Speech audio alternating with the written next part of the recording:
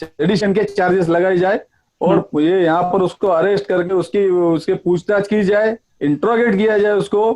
पूछताछ करने के बाद वो बताए कि पीओके में क्या कंडीशन है, क्योंकि वो खुद पीओके में जाके आया, मतलब उसने वो गई होगी, पाकिस्तान में भी उसने विजिट की होगी।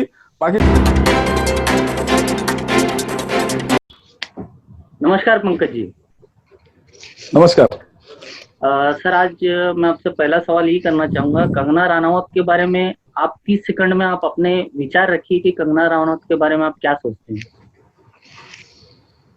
कंगना रनावत के बारे में तो मैंने ऑलरेडी इसके पहले बताया था एक दो इंटरव्यू में, लेकिन अभी मैं आपको बताऊं कि कंगना रनावत ने जो स्टेटमेंट दिया था, तो मेरे ख्याल से 31 तारीख के बाद में उनके एक दो तीन स्टेटमेंट आए थे। ऐसे भी लगातार सुशांत सिंह के मर्डर के, आत्महत्या या मर्डर जो भी है, सुशांत सिंह के जो केस है उसके सिलसिले में उसने लगातार कुछ ना कुछ स्टेटमेंट दिए है।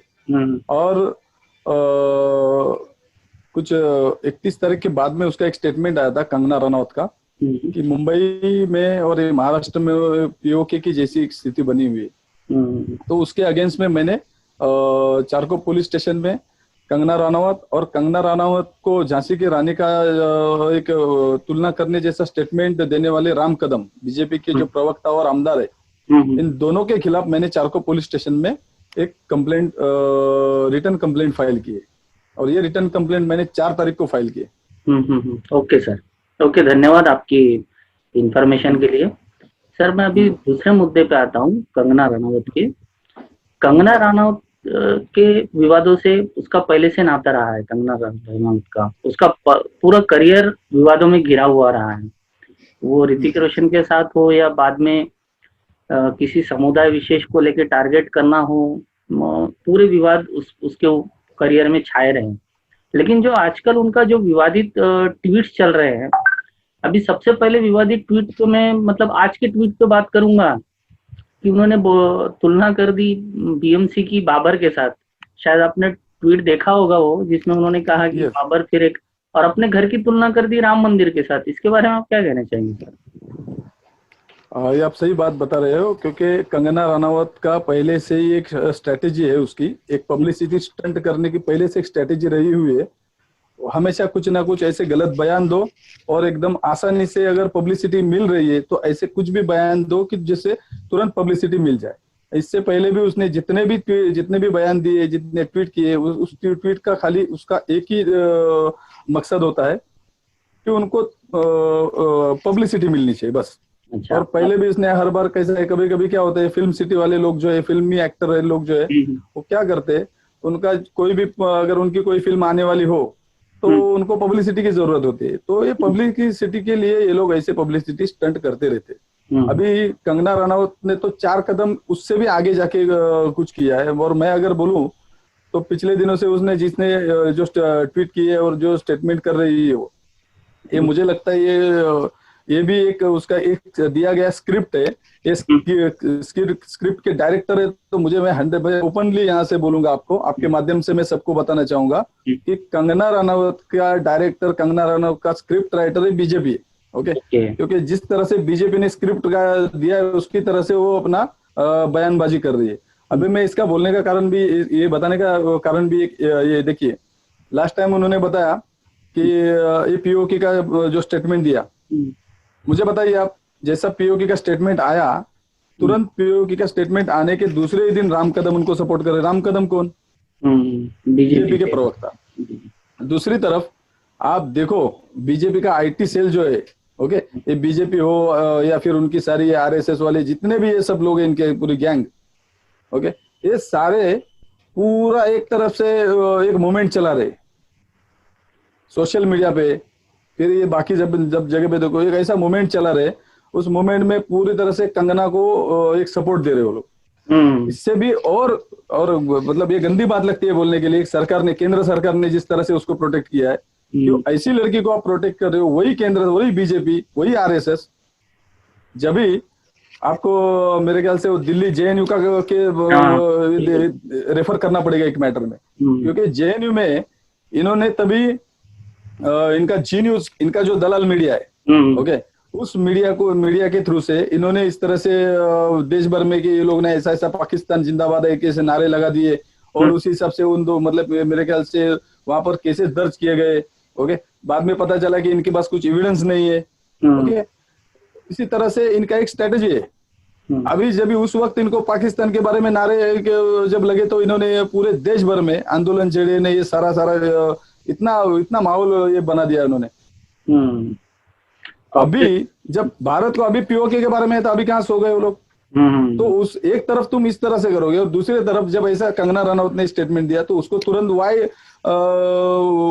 मतलब वाई दर्जा की उनको सिक्योरिटी प्रोवाइड की गई। जी बिल्कुल, ये चीज हमने कपिल मिश्रा के बारे में भी देखी है। कपिल मिश्रा ने जिस तरह से दिल्ली दंगों के पहले भाषण दिए थे, उसका अरेस्ट छोड़ के उसको भी सिक्योरिटी मिली थी सर। हाँ, तो ये कैसा है, देखो कपिल मिश्रा क्या, ये कंगना रनौत क्या है, इसके पहले भी जितने अभी मालेगांव बम ब्लास्ट में कौन है, उसको खासदार बना दिया। वो अभी वो कर्नल पुरोहित हो या जितने भी इसमें जितने बम ब्लास्ट के आरोपी है, सबको एनआईए उनको बाहर निकाल रही है। अब और जहां पर किसका कुछ लेन देन नहीं है उनको भी एनआईए उठा के किसको आतंकवादी बना देती है, किसको नक्सलवादी बना देती है। अभी केंद्र सरकार के हाथ में है ना ये सारे इन्वेस्टिगेशन एजेंसीज। तो जितनी इन्वेस्टिगेशन एजेंसीज इनके हाथ में है तो फिर वो लोग उसका मिसयूज करेंगे। इस तरह से मिसयूज करेंगे ना। एक्चुअली क्या चीज है ना, ये आप अगर वो सेंट्रल एजेंसी जितनी भी है अगर देश के काम के लिए यूज करेंगे ना तो वो सच में देश के जनता के हित में होगा। लेकिन आपका एजेंडा इस जनता के ऊपर अगर लादने की कोशिश करोगे और उसके लिए अगर सेंट्रल एजेंसीज का आप यूज करोगे तो ये अभी भारत की जनता इतनी भी मूर्ख नहीं है। वो देख रही है जनता सब, आप ये सब ये जो भी चीजें कर रहे हो, उठपटांग हरकतें जो कर रहे हो वो सारा देश देख रहा है। जी जी जी बिल्कुल बिल्कुल। आपके सारे ये बीजेपी के आरएसएस के जितने भी नुमाइंदे सारी चीजें कर रही है ना, ये सब पूरा देश देख रहा है। आपको पटकेगा देश, देख लेना ये बात। जी अच्छा, अभी थोड़ी देर पहले मैं कंगना रनौत जी का एक ट्वीट देख रहा था जिसमें उन्होंने वीडियो एक ट्वीट किया है जिसमें उन्होंने उद्धव ठाकरे को अरे तुरे इस तरह के अल्फाज इस्तेमाल किए हैं। जैसे कि अभिव्यक्ति की आजादी तो सबके लिए है, सबके लिए बराबर है, संविधान ने रखी हुई है। और उसके कहने के ऊपर संजय राउत जी ने कुछ एक गलत सी टिप्पणी कर दी थी। हम उसका खैर समर्थन नहीं करते। बाद में उन्होंने इस बात को स्वीकारा भी कि उन्होंने कुछ गलत बोल दिया बोलते समय में। लेकिन कंगना रनौत जिस भाषा का प्रयोग कर रही है या इनकी जो जब दिल्ली का सीए एनआरसी प्रोटेस्ट हो रहा था, महिलाओं के बारे में ये लोग जिस तरह से अभद्र टिप्पणी करते थे, आप क्या कहना चाहेंगे सर इस पर? मैंने बोला ना ये सर भी अपना एजेंडा इनको अपना चलाना है। आप अगर बोले तो मराठी में एक कहावत है, आपको सुना दूंगा। आपला तो लाल्या आणि बोलतात ना शेजारा तो बोर्ड का, तशा पद्धति उसी मतलब इसका मतलब ये है। हाँ, अपना जो बच्चा है वो एकदम सीधा है, जो बाजू वाले का है ना, हाँ वो करंडा है, वो गलत है। मतलब इस तरह से है उनका, ये करेंगे तो सब सही है और आप दूसरे किसी ने किया ना वो गलत है। अभी इन्होंने आज के पहले से ही देखो, बीजेपी आरएसएस इनके आज से कितने भी 50 साल, ये आरएसएस तो बहुत जुना ही है। ओके, लेकिन बीजेपी का भी देखो अभी बीते कुछ सालों में महिलाओं के बारे में जितने भी आरएसएस के और बीजेपी के कुछ खासदार है, जितने भी एमपीज है, बहुत सारे एमएलए है, रेप केसेस है इनके ऊपर। कितने के ऊपर रेप केसेस है, कितने के ऊपर इतने केसेस है। तो मतलब इनका वो समझ में आता है, वो सब पूरे देश के सामने और सारे रिकॉर्ड्स भरे हर कोर्ट में इनके, कितना कोई भी लोकल लीडर हो या सेंट्रल में बैठने वाले लीडर हो जी, सभी के ऊपर इन्होंने शोषण, महिलाओं के शोषण है या महिलाओं के ऊपर अत्याचार है, ऐसे केसेस दर्ज है। उनके लिए किसी का सर्टिफिकेट की जरूरत नहीं है। जी बिल्कुल। आज कंगना रनौत का घर पे बीएमसी की तरफ से तोड़क कार्रवाई की गई। सूत्रों के हवाले से हमको पता चला है कि उनको 2018 में फर्स्ट नोटिस सर्व हो चुका था, मतलब कि उनको नोटिस दिया गया था और आज तोड़क कार्रवाई हुई है। तो उसमें वो विक्टिम कार्ड खेलने का ट्राई कर रही है। सारा मीडिया कंगना रनौत के एक साइड में दिखाई दे रहा है।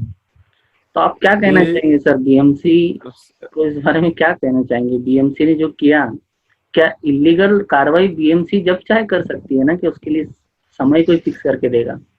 देखो, कोई ऐसी चीज नहीं है। बीएमसी खुद एक अपने लेवल पे एक स्वायत्त संस्था है। बीएमसी को, ये म्युनिसिपल कॉर्पोरेशन को पूरे अधिकार है, कोई भी ऐसी इलीगल कंस्ट्रक्शन हो, अनऑथराइज कंस्ट्रक्शन हो, उसको वो जब चाहे तोड़ सकती है।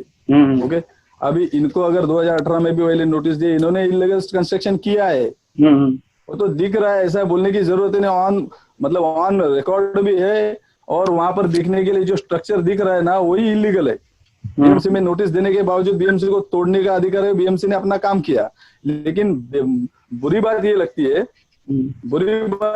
है कि वो जो कंगना रनावत है, उसका स्टेटमेंट आज भी मैंने भी न्यूज पे देखे उसके स्टेटमेंट्स, आज भी वो बोल रहे थे यहाँ पर ये भारत में पाकिस्तान जैसा, मुझे पाकिस्तान, आज तो उसने खुलेआम पाकिस्तान बोल दिया। अच्छा, वहां पर भी रुकी नहीं, आज वो बीएमसी को बोल रही बाबर आया है, क्यों? राम मंदिर तोड़ने। राम मंदिर मतलब उसने अपने खुद के ऑफिस को बोल रहे राम मंदिर, बीएमसी को बोल रहे बाबर, और बोलते बाबर ये राम मंदिर तोड़ने आया है, लेकिन फिर एक बार राम मंदिर खड़ा हो जाएगा। मतलब अपने घर की तुलना राम मंदिर के साथ में कर रही है। पूरे भारत के अंदर जो राम का जो एक बड़ा सा समुदाय, वो भारत का भगवान राम जो है, ये भारत के बड़े श्रद्धा स्थान है बहुत से लोगों के। ओके, उस राम को भी ये कंगना रनावत ने छोड़ा नहीं है। वो अपने घर की तुलना राम के साथ में कर रही है। तेरा घर किधर और भगवान राम का मंदिर किधर? तो ये भी एक तरह का, मैं बोलूंगा, पूरे हिंदू समाज का, हिंदू धर्म के लोगों का, इसने पूरे भगवान का, देव देवता का अपमान है। इसके ऊपर सारे भारत के हिंदू लोगों ने खड़ा होना चाहिए और उसके खिलाफ 295 के अंदर उसने केस दर्ज करना चाहिए। जी। अच्छा, और कंगना रनावत की जो ट्वीट्स मैं लगातार देखते आ रहा हूँ, आज उसने एक तरह का स्टेटमेंट दिया कि मैंने आज दर्द महसूस किया कि कश्मीरी पंडितों के साथ क्या गुजरा। मैं अयोध्या पे फिल्म बनाऊंगी, मैं कश्मीरी पंडितों पे फिल्म बनाऊंगी। लेकिन 2002 के बारे में वो पर्पसली निग्लेक्ट करना चाहती है कि वो 2002 के दंगों में क्या वो भारतीयों का दर्द नहीं था सर? नहीं, अभी वो मैंने क्या बोला, वो एक तो उसका जो स्टडी है, मैंने क्या बोला, इसका स्क्रिप्ट है ना, वहां से आ रहा है। इसके जो डायरेक्टर, उसको स्क्रिप्ट राइटर जितना बता रहे हैं उतना बोल रही है। उसने अपने दिमाग का कभी यूज किया नहीं है। ओके, उसको अगर अपना थोड़ा भी दिमाग होता, उसका थोड़ा भी स्टडी होता, उसको यहाँ के भारत के कानून के बारे में स्टडी होता, उसने इससे पहले भी बहुत सारी ऐसी गलत टिप्पणी दी है आने वाला हूँ संविधान के बारे में। संविधान के बारे में भी उसने बहुत सारा गलत चलत इसके पहले भी स्टेटमेंट दिया है। इसका कोई ज्ञान नहीं है उसको, उसका कोई नॉलेज, जनरल नॉलेज नहीं है, उसको कोई चीज का ज्ञान नहीं है, लॉ के बारे में जीरो है उसको। मतलब यहाँ हिंदू संस्कृति क्या है, भारतीय संस्कृति क्या है, भारत देश का इतिहास क्या है, वो कुछ नहीं पता है। एक उसने फिल्म बना दिया तो उसको खुद को लगने लगा है कि वो जैसा कि मणिकर्णिका का फिल्म की, तो उसको खुद को लगा है मैं झांसी की रानी हूँ। अपन झांसी की रानी को पूरा पढ़ा किधर है उसने? अगर झांसी की रानी को पूरा पढ़ा होता ना तो उसको सब पता होता। तो झांसी की रानी को के बारे में पता तो उसको टीपू सुल्तान भी पता होता। जी बिल्कुल। ओके, उसको ये सारी चीजें उसको कुछ पता नहीं है। ओके, अभी भी उसने जो स्टेटमेंट दिया, देखो आज सबसे मैं और एक बात बताना चाहूंगा। जब भी पहले उसने स्टेटमेंट दिया था, उसके बाद में उसका और एक ट्वीट किया उसने कि ये बॉलीवुड ये मुस्लिम डोमिनेटेड है। और मुस्लिम डोमिनेटेड मतलब वो खुद ही यहाँ पर जात और धर्म भेदभाव मतलब ये लाने की कोशिश कर रही है। सब चाहे मैटर है, उसको बताना था सुशांत सिंह मर्डर केस में अगर उसको कुछ तो वो बोल, तुझे किसने अधिकार दिया? नहीं, अभी बोलते बॉलीवुड को भी सीधा कन्वर्ट, मतलब पूरा डिवाइड करने की कोशिश कर रही है। ये कंगना जी ने जो शुरुआत की थी सर, शुरुआत तो यहीं से की थी, सुशांत सिंह से जो डिस्प्यूट करने का तैयार किया था। वो तो अब कहीं मुद्दा पीछे छूट गया है, वो तो खत्म हो चुका है। वही तो बोल रहा हूँ ना, ये कुछ अलग ही चला आ रहा है। अभी देखो, अगर हम वो मुद्दे पे जाए तो मुद्दा ये एक्चुअली वो सुशांत का मर्डर है या उसका सुसाइड है, ये तो इन्वेस्टिगेशन एजेंसी अपना काम कर रही, वो कर रही है। अभी उसमें खोदा निकला चूहा ऐसी चीज हो गई है, फिर भी बोलते हैं ना उस तरह से इन्होंने बात की है कि बोले जैसा भी अभी मेरे ख्याल से रिया को पहले बोल रहे थे मर्डर, इसने मर्डर किया है कि इसका मर्डर केस में हाथ है। अभी बोल रहे सारे सीबीआई इन्वेस्टिगेशन करके हो गई, ईडी इन्वेस्टिगेशन करके हो गई, अभी नारकोटिक्स के उस पर चार्जेस लगे हुए। तो कहा गया अगर मर्डर किया तो मर्डर के चार्जेस क्यों नहीं लगे? और मेन स्ट्रीम मीडिया है ना सर, उसको दिखाना चाह रहे हैं सुशांत केस के मामले में ही ये चीज हो रही है। कई जनता को ये समझ में नहीं आ रहा है कि तीनों ये एनसीबी का केस ही पूरा डिफरेंट है। वो सिर्फ नारकोटिक्स मामले में जांच कर रहा है। मैंने बोला ना, एक खोदा पहाड़ निकला चूहा सीधा। जब भी पहले से इन्होंने शुरुआत की थी कि वो भाई ये मर्डर केस है, मर्डर केस है, तो मर्डर केस में तो आपको इतने दिन से आप 87 डेज एक लड़की की इन्वेस्टिगेशन कर रहे हो, और आपको मिला तो मिला, क्या मिला? क्या वो मर्डर केस का अगर इन्वेस्टिगेशन करो तो मर्डर केस से रिलेटेड कुछ भी आपको एविडेंस मिले क्या? अगर मिले होते तो आज तक इन्होंने ऊपर चार्जेस नहीं लगाए होते।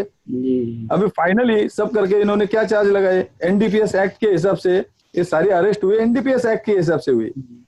जी, कहाँ गया मर्डर केस? लेकिन उसमें भी मर्डर केस का क्या संबंध है इसका? नाम जोड़ दो, लेकिन ये दुनिया ये क्या कर रही है? इनके जो दलाल मीडिया है, इनके जो मीडिया हाउसेस है, ये इनके इशारे पे चल रहे, ये अपना अपना स्क्रिप्ट बना के दे, वो हिसाब से इन्होंने चिल्लाना है। आज सबसे गंदी बात मैंने खुद ने न्यूज पे देखी कि वहां पर पुलिस अपना काम कर रही है, वहां पर म्युनिसिपल कॉर्पोरेशन अपना काम कर रहा है। आपको जो भी कहे ना, आप कोर्ट में जाइए, कोर्ट में से अपने भी कोर्ट में, मेरे ख्याल से हाईकोर्ट में जाके उन्होंने स्टे लिया, स्टे मिला। आज मुस्लिम विरोधी स्टेटमेंट देने वाली कंगना रनावत, उसका लॉयर कौन है आज? मुस्लिम है। जी हाँ, जी हाँ। कौन है लॉयर? मैं ऐसा बोलूंगा नहीं, लेकिन आज लॉयर कौन है? जब आप मुस्लिम विरोधी बयानबाजी करते हो, बाबर तोड़ने आया तो बचाने कौन आया? तो क्या हम ऐसा बोले बचाने के लिए अल्लाह आया? तो आपको किसका सहारा लेना पड़ा? क्या आपने ऐसा बयान दिया? जी, अच्छा, बयान देना चाहिए था ना आपको। एक चीज आपके संज्ञान में लाना चाहता हूँ सर। आज से कुछ साल पहले कपिल शर्मा नाम के एक एक्टर का भी इस तरह का केस हुआ था, आपको शायद याद होगा। हाँ, कपिल शर्मा पे भी हुआ था, उसके ऊपर भी डिमोलिशन किया ना, उसका भी डिमोलिशन किया था। उस टाइम पे मीडिया बिल्कुल एक्टिव नहीं थी, क्योंकि उस टाइम पे कपिल शर्मा जी ने मोदी जी को ट्वीट किया था। तब बीजेपी और शिवसेना साथ में थे और तब वो कार्रवाई हुई थी। थोड़ा तब मीडिया में थोड़ा भी, आज मीडिया चीख के बोल रहा है कि बीएमसी बाकी सब लोगों पे कब कार्रवाई करेगा। उस समय सिचुएशन अलग थी सर। हाँ, तो यही बात होती है ना कि अभी जैसा देखो, एक तरफ ये मीडिया जिस तरह से छोटी छोटी बातों को इतना ही सब, अब वो कंगना रनौत को तो ऐसा बना दिया है कि जैसे कि वो बाप रे, मतलब उसका इशू नेशनल इशू बना दिया है। लेकिन पूरे देश भर में बाकी सारी चीजें चल रही, इतने प्रॉब्लम्स हो रहे हैं, वहां पर ये लोग दिखाने रहे। और खास करके अभी वो तो मुझे किसी भी एंगल से, वो कोई एंगल से वो पत्रकार दिखता भी नहीं है, और किसी भी एंगल से उसकी कोई पत्रकारिता, उसके कोई भी एंकरिंग जो भी, क्या उसका नाम है कुछ, अर्नब गोस्वामी, ओके, किसी भी तरह से पागल खाने में से एक आध आदमी उठा के लाते हैं और बिठा के रखा है। अभी वो न्यूज एंकर का रोल कर, तो जिस तरह से करेगा उसी तरह से उसकी एक हरकत है। ये हरकत है कोई किसी पत्रकारिता की नहीं। और भारत के संस्कृति में, ये जो भारत की संस्कृति है, पूरे दुनिया में सबसे अच्छी संस्कृति है। यहाँ पर हर एक को सम्मान दिया जाता है, सम्मान के साथ में बात की जाती है, छोटा हो बड़ा हो। लेकिन ये जो आदमी है, ये कोई पागल खाने से इसको उठा के बीजेपी लेके आई है, इसको कोई कीमत नहीं है, इसको खाली भोगने के लिए, ओके, उनके बीजेपी और आरएसएस के खिलाफ बोलने वालों के ऊपर एक पागल कुत्ता छोड़ देते हैं ना, उसी तरह से इसको छोड़ दिया हुआ है। जी, मैं आपसे स्ट्रेट सवाल करना चाहूंगा सर। कंगना रनावत को कितना सीरियस लेना चाहिए देश ने, मीडिया ने? पहली बात तो वो इतना सीरियस लेने लायक है नहीं, ओके। लेकिन अभी क्या है, उसको अच्छी तरह से वो ब्रांडिंग कर रहे हैं बीजेपी। अभी बीजेपी का इतने सालों में तो कुछ बचा नहीं। अभी सब जगह से पूरा देश सवाल पूछ रहा है कोरोना के बारे में, जितने सारे यहाँ पर केसेस हो रहे हैं। आज जीडीपी अपना -23% में नीचे चला गया है। उसके बारे में कोई भी उसको रिकवर करने के लिए, उसके लिए कोई भी करने के लिए उनके पास कोई प्रोग्राम नहीं है। आसाम में, बिहार में जितना भी अभी ये फ्लड्स आया हुआ है, जितना भी, हाँ, वहां पर लोगों को अभी इतनी डेंजरस सिचुएशन है, लोगों को घर नहीं है, पानी सब जगह, वो वहां पर दिखाना नहीं है।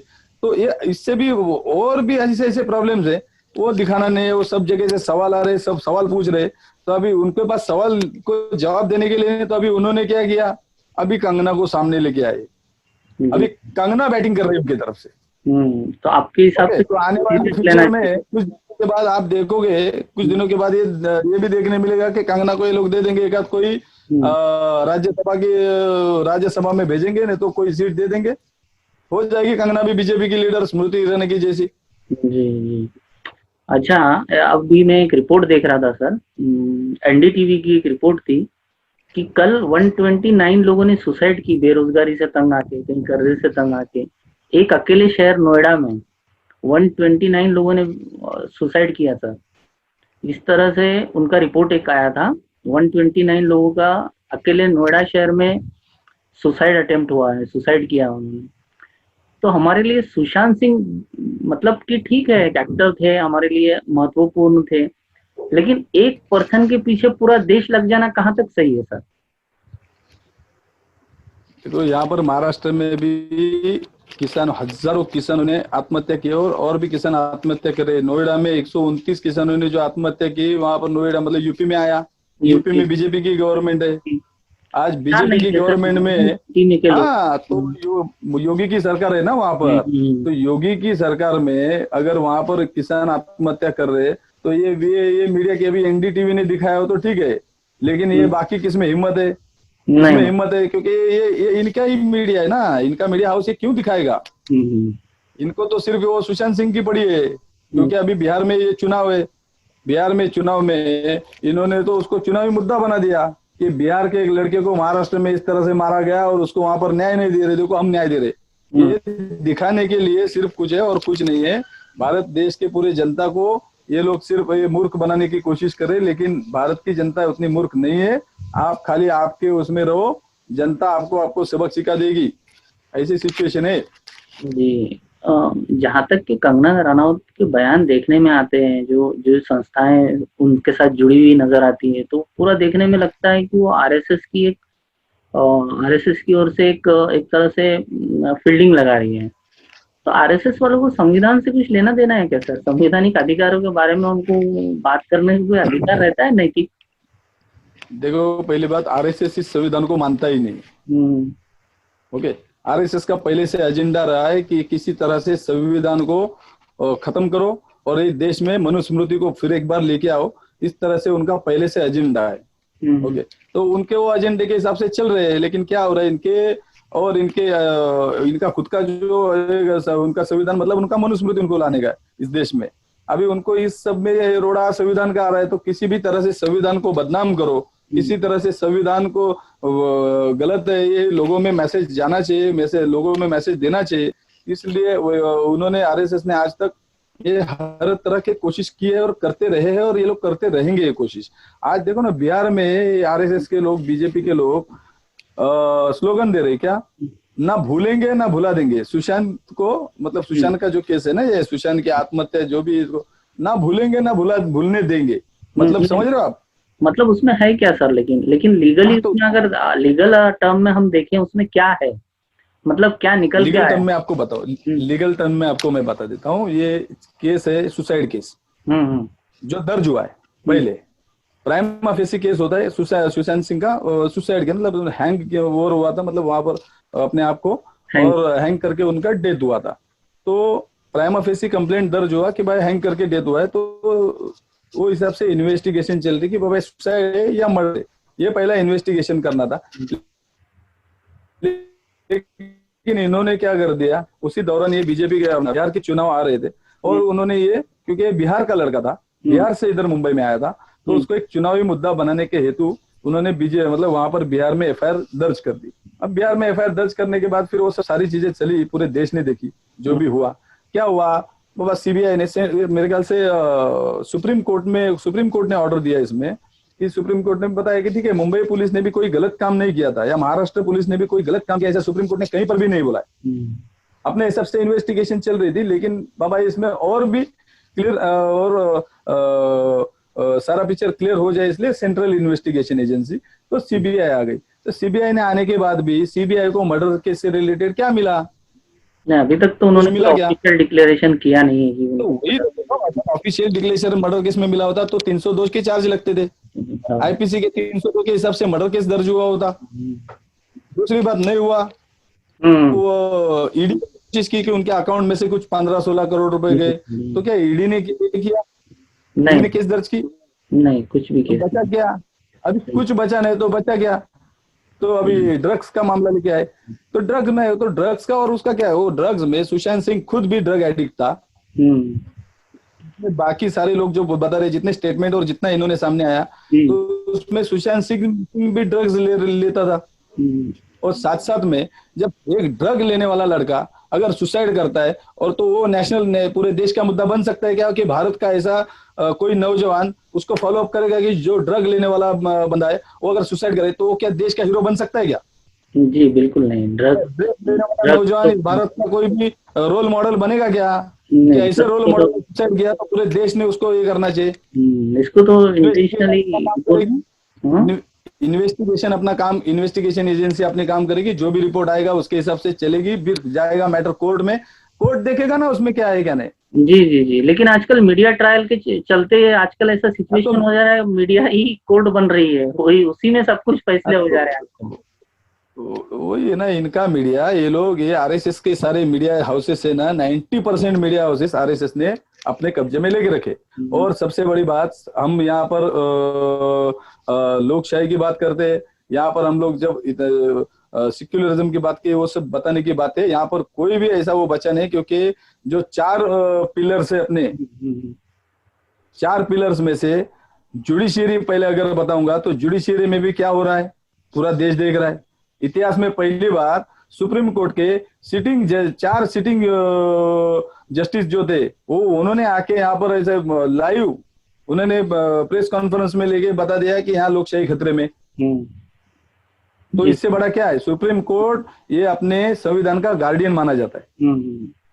जब सुप्रीम कोर्ट के सिटिंग जजेस, हाँ, मीडिया हाउस का तो ओपन हो चुका है सारा कुछ है, तो बता रहा हूं मैं ना कि जब जुडिशियरी के बारे में सिटिंग जजेस, जो जुडिशियरी चला रहे सुप्रीम कोर्ट के जजेस, वो बता रहे ऐसा, इसका मतलब क्लियर है। उसके बाद में रही बात जो एग्जीक्यूटिव, तो ये पॉलिटिशियन, ये इनके लेजिस्लेटिव के हाथ के एकदम नुमाइंदे बन गए। तो बचा अभी चौथा बचा ये मीडिया। जब जुडिशियरी खतरे में आ सकती है, तो ये मीडिया किस बात की? आज जितने भी मीडिया हाउसेस है ना, जितने, मैं सभी सारे के सारे मीडिया हाउसेस को नहीं बता रहा हूँ, आज भी 10% मीडिया आज जिंदा है, इम्पार्शियली काम कर रहा है। इसलिए इस देश में क्या हो रहा है क्या नहीं, वो सारी चीजें सामने आ रही है। नहीं तो 90% मीडिया इनके चंगुल में आ चुका है, इनका गुलाम बन चुका है, और देश को बर्बाद करने में सबसे बड़ा हाथ ये मीडिया का रहेगा। क्या संदेश देना चाहेंगे सर हमारे दर्शकों को कि ऐसे मीडिया से कैसे बचें? जब आप समझ जाते हैं कि ये मीडिया वन साइडेड हो रहा है, तो क्या रिएक्शन होना चाहिए, क्या करना चाहिए जनता ने इस मीडिया के साथ? देखो, पहली बात, अपने इंडिया में इतने पढ़े लिखे लोग है, लेकिन उससे ज्यादा तो लोग अनपढ़ लोग है। ओके, इनको अपना खुद आप एक संदेश दो दर्शकों को कि जब आप रिकॉग्नाइज कर लेते हो ये मीडिया प्रॉपरली हमको गाइडेंस नहीं बल्कि मिसलीड कर रहा है, तो क्या की करें उसके साथ? जैसे कि एग्जाम्पल मैं हूँ, मुझे आइडेंटिफाई हो गया है कि ये चैनल इम्पार्शियल नहीं है, पार्शियल न्यूज दिखा रहा है, तो मुझे क्या करना चाहिए? तुरंत पहले ऐसे चैनल देखने बंद करो। पहले तो ऐसे चैनल देखने बंद करो।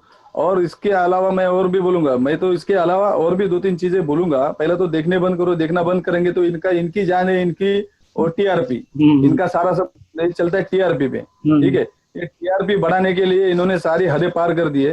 पहली बात ये है।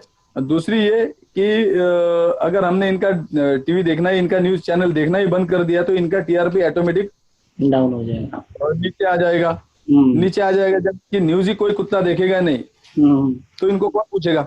और ये तो हो गया। लेकिन साथ साथ में मैं उसके आगे जाके बोलूंगा कि ऐसे मीडिया के उसमें जितने भी हाउसेस चलाने वाले लोग हैं, और जितना भी ये लोग पूरी यहाँ पे डेमोक्रेसी को तोड़ मरोड़ के, और जितने भी अपने गलत चीज दिखा के समाज में, ये पूरे भारत देश में जनता में ऐसे भ्रम फैला रहे, और ऐसी गलत चीजें दिखा के मीडिया ट्रायल कर करके, मतलब दूसरा जो काम जुडिशियरी करने, तो जुडिशियरी को करने दो। तो ऐसे इंटरफेरेंस के जो मामले जितने भी करने की कोशिश करने वाले जितने मीडिया हाउसेस है, जितने एंकर्स है, जितने उनके एडिटर्स है, सबके खिलाफ कंप्लेंट दर्ज होनी चाहिए। और मैं आपके माध्यम से मेरे अपने देश के सारे वकीलों को, एक लॉयर मैं हूं, तो मैं सारे वकीलों को पहले आग्रह के से रिक्वेस्ट करना चाहूंगा कि याद रहे कि देश की आजादी में वकीलों का बहुत बड़ा योगदान रहा है। वकीलों ने जो लड़ाई लड़ी है, उससे बड़ी लड़ाई जैसे सारे सभी ने ही लड़ाई ले ली कि वकीलों का जो योगदान है, सबसे बड़ा योगदान जी, वकीलों का रहा है। पंडित जवाहरलाल अंग्रेजों नेहरू, को बाबा हराने साहब के लिए अम्बेडकर, सब महात्मा गांधी, सारे सारे सारे लॉयर, सारे लॉयर। सा, सारे लॉयर्स थे। उन्होंने पहले लॉ को समझा और उस तरह से उन्होंने अंग्रेजों को यहाँ से भगाया। आज भी पार्लियामेंट में 46% लॉयर बैठे हुए। जी जी। उस वक्त भी जब ये आजादी के वक्त, और फर्स्ट पहली पार्लियामेंट भी थी, पहली फर्स्ट पार्लियामेंट, इंडिया की फर्स्ट पार्लियामेंट जब भी बैठी, तभी उसमें 46% लॉयर्स थे जी जिन्होंने इतने अच्छे अच्छे कानून बनाए। और इतने सारे, बाबा साहब के बारे में तो बोलने की जरूरत नहीं, बाबा साहब ने तो संविधान लिख दिया। पूरा देश आज संविधान पे चल रहा है, और इतने सालों के बावजूद भी आज संविधान के बल पे आज का इधर का एक आम आदमी इज्जत से जी रहा है। उसको न्याय तो कम से कम मिलने की अपेक्षा है। लेकिन आज के सारे लॉयर्स को मैं निवेदन और रिक्वेस्ट करूंगा कि आप आगे आओ, और ये जो एक बार फिर एक आजादी की जरूरत है इस देश को, या ऐसे लोगों के चंगुल से, ऐसे लोगों से एक आजादी की जरूरत है। कुछ जी अगर हम सब मिलके अगर आगे आए, और सारे वकील अगर आगे आए, और इस तरह से जो हरकतें कर रहे हैं इनको अगर हमने सबने कोर्ट में जिस दिन घसीटना चालू कर दिया ना, आपको बोलता हूँ इनको भागना, ये जमीन कम गिर जाएगी इनको। जी। अगर सारे लॉयर्स एक साथ में खड़े रह गए, जितने मुकदमे दर्ज हो गए और जितने केसेस दर्ज हो जाएगी, इनको भागते भागते लोग थक जाएंगे, और एक वक्त आ जाएगा कि देश को सही अच्छी दिशा देने वाले लोग मिल जाएंगे। जी। अच्छा, अभी हमने बात कर ली कंगना रनावत की, हमने बात कर ली सुशांत सिंह की, हमने बात कर ली मीडिया की। अभी हम इस मुद्दे पे आते हैं सर, जो कंपैरिजन हो रहा है पीओके और मुंबई, मतलब वो तो कंपैरिजन कहीं हो नहीं सकता या ठहर नहीं सकता, मगर पीओके, क्योंकि मैं मुंबई में काफी साल रह चुका हूँ, मैंने मुंबई को बहुत करीब से देखा है। मुंबई लाखों लोगों का पेट भरती है, पूरे सॉरी, पूरे भारत देश से यहाँ पे लोग आते हैं और सबका पेट यहाँ पे पालती है मुंबई। उसकी तुलना अगर पीओके से करे तो पीओके तो मुझे नहीं पता पीओके में क्या है और क्या नहीं है, मैं कभी पीओके गया नहीं हूँ, मुझे कभी जाने का मौका नहीं मिला। मगर कंगना रनावत किस बेस पे पीओके से उसकी तुलना कर रही है, तो मेरे समझ के बाहर है ना। मीडिया उससे सवाल कर रहा है कि भाई पीओके में और मुंबई में क्या सिमिलरिटीज है, ये समझ से परे हर किसी से, किसी मीडिया ने ये सवाल पूछा नहीं है उससे। लेकिन मैं सर उससे पूछने के बजाय आपसे पूछता हूँ कि आपको कुछ सिमिलरिटी लगती है पीओके में और मुंबई में? देखो, कंगना ने तो स्टेटमेंट दिया पीओके के बारे में। पीओके को मैंने भी तो कभी देखा नहीं, लेकिन एक बात तो मैं आपको बता दूं, इसका अच्छा जवाब एक कंगना रनावत के सिवा कोई देगा नहीं। इसीलिए उसके ऊपर पहला सेडिशन के चार्जेस लगाए जाए, और ये यहाँ पर उसको अरेस्ट करके उसके पूछताछ की जाए, इंट्रोगेट किया जाए उसको। पूछताछ करने के बाद वो बताएगी पीओके में क्या कंडीशन है, क्योंकि वो खुद पीओके में जाके आया, मतलब उसने वो गई होगी, पाकिस्तान में भी उसने विजिट की होगी। पाकिस्तान के जितने भी आईएसआई एजेंट है, जितने भी इनके साथ उसकी मिली जुली होगी, और उसके बल पे उसने देखा होगा ना वहां पर क्या सिचुएशन है, उसने उसको महसूस किया होगा। और सारी सिचुएशन देख के वो जब मुंबई में, तभी उसने स्टेटमेंट दिया होगा कि ऐसा ऐसा है, पीओके के जैसा है। ओके, यानी उसका कनेक्शन, मुझे लगता है, ये मेरा अपनी राय है कि उसके कनेक्शन वहां पे आईएसआई एजेंट्स के साथ में हो, मतलब आईएसएस के साथ में हो गए, और उसने पीओके देखा होगा। तो 100% उसको इन्वेस्टिगेट करना, उसको सेडिशन के चार्जेस लगा के उसके बाद अच्छी तरह से पीओके के बारे में पूछताछ करनी चाहिए, तो वो बताएगी। तो सर इस मुद्दे को मैं क्या समझूं कि वो मुंबई का मान घटा रही है, पीओके का मान बढ़ा रही है? क्योंकि मुंबई तो हम सबकी जान है सर, मुंबई मैं पूरी इसीलिए दुनिया में शान है। मैंने इसीलिए उनके खिलाफ पुलिस में ऑलरेडी कंप्लेंट दर्ज की है। ओके, मुंबई में रहने की उसकी लायकी नहीं है। इसी तरह से मैं बोल रहा हूँ, पूरे जिम्मेदारी के साथ मैं स्टेटमेंट दे रहा हूँ, कंगना रनावत की मुंबई में रहने की लायकी नहीं है। उसने तुरंत मुंबई से अपना बोरिया बिस्तरा उठा के सीधा अपने गांव में, हिमाचल में मंडी में जाए। ओके, वहां पर वो रहे, या फिर उसको अगर पाकिस्तान में जाना है तो जाए, वहां पे रहे। पीओके के जैसे कंडीशन बोलने के लिए वो जिस तरह से उसने स्टेटमेंट दिया है, तो उसको यहाँ पर मुंबई में रहने का कोई भी नैतिक अधिकार नहीं है। जी जी, नैतिकता की अगर बात कर। पीओके में होती ना, एक, हाँ, जहां तक नैतिकता का संबंध है, मैं नैतिकता के आधार पर ये स्टेटमेंट दे रहा हूँ। और जहां तक इसको पता है कि पीओके पीओके बोलने के पहला उसमें क्या होगा, ये उसको पता होना चाहिए। ओके, अगर ये पीओके होता तो कंगना रनावत यहाँ पर इतनी फिल्म स्टार, इतनी बड़ी सुपरस्टार होती क्या? पहली बात ये सोचो, जी जब पीओके अगर होता ना, तो ये यहाँ पर इतनी बड़ी, और पीओके में अगर होती तो इतना स्टेटमेंट देने के लिए भी हिम्मत होती क्या उसको? जी। इतने खुलेआम जिस तरह से बयानबाजी कर रही है। हम्म। हाँ, आज तो उसने इस देश को पाकिस्तान बोल दिया। हम्म। आज देश को इसने पाकिस्तान बोल दिया। और एक बहुत ही इंपॉर्टेंट बात थी जो मैं आपको आपके माध्यम से मैं सबको बताना चाहूंगा कि कंगना राणावत ने भारतीय जनता पार्टी का पर्दाफाश कर दिया है। भारतीय जनता पार्टी का बुर्का जो इतना दिन से पहन रही है भारतीय जनता पार्टी, वो फाड़ दिया है। क्योंकि बीजेपी वो पार्टी है, वो इतने दिन से राष्ट्रवादी का सर्टिफिकेट बांट रही है ना सबको। आज पाकिस्तान के फेवर में बात करने वाली, भारत को पाकिस्तान बोलने वाली ये कंगना राणावत, इसको बीजेपी ने वाई दर्जा की सुरक्षा देके उसको प्रोटेक्ट किया है। आज महाराष्ट्र के विधानसभा में कल 2 दिन जो विधानसभा का अधिवेशन था, उसमें भी बीजेपी ने उसके फेवर में जब भी हक्क भंग का प्रस्ताव लाया गया, बीजेपी ने अगेंस्ट किया उसको। आप समझो, पूरे देश की जनता को मैं बताना चाहूंगा आपके माध्यम से कि भारतीय जनता पार्टी कोई राष्ट्र देशभक्त पार्टी नहीं है।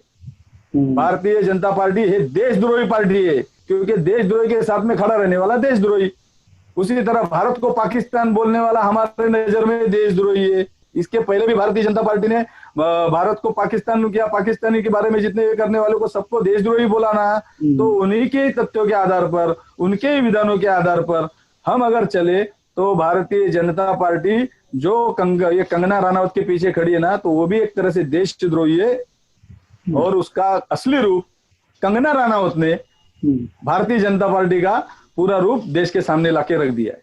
जी, आज मैं देवेंद्र फडणवीस जी का एक स्टेटमेंट देख रहा था। वो बोल रहे थे 24 घंटे में इस तरह से रातों रात इस तरह से डिमोलिशन के लिए जाना गलत है। ऐसा महाराष्ट्र में पहले कभी नहीं हुआ। क्या कहना चाहेंगे सर इस बारे में? देवेंद्र फडणवीस जितना बड़ा जोकर मैंने देखा नहीं है। मैं इसलिए बोल रहा हूँ, ये जोक ही हो गया ना। जोक करेगा तो उसको जोकर ही बोलना पड़ेगा। ओके, दूसरा मेरा कोई अर्थ नहीं है इसको बोलने का। लेकिन सबसे बड़ी बात ये कि देवेंद्र फडणवीस ने रात वाली बात करनी नहीं चाहिए। ये सब सारी चीजें देखी हमने। आर्य कॉलोनी में किस तरह से रातों रात झाड़ काटे गए। हाँ, दूसरी बात, यहाँ पर रातों रात की तरह से इन्होंने चुपके वहां पर सरकार बनाने की कोशिश की। सब दुनिया ने देखा है। तो रात में क्या करना चाहिए और दिन में क्या करना चाहिए, फडणवीस ने बोलना नहीं चाहिए। जी जी। और उसका उतना सीरियसली कोई लेता नहीं। महाराष्ट्र में फडणवीस को कोई अभी पूछता नहीं है। जी जी जादव साहब, आज हम हमारी बातचीत यहीं पे खत्म करते हैं। आप हमारे साथ आए, हमारा मन साझा किया और हमारे साथ, हमारे दर्शकों के साथ इतनी महत्वपूर्ण जानकारियां साझा की। उसके लिए मैं इंडिया न्यूज की तरफ से आपका धन्यवाद करता हूं सर।